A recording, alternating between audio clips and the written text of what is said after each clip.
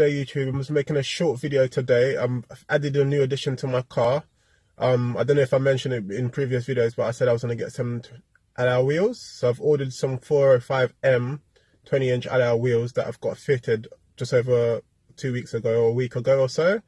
So I've added those onto my car. So what I'm going to be doing, I'm going to be showing you some pictures of how the car used to look before and how it looks now from different angles of the with the new rims on. Yeah, and we've also added a new carbon edition vinyl strip onto the back of my bumper. So when you open the boot, just where the lip sticks out, there's a little carbon edition vinyl that I've added onto the car. So please, if you do like the video and you want to see more, please click the like button and subscribe, and there should be more videos following very shortly. Thank you very much. Have a good day.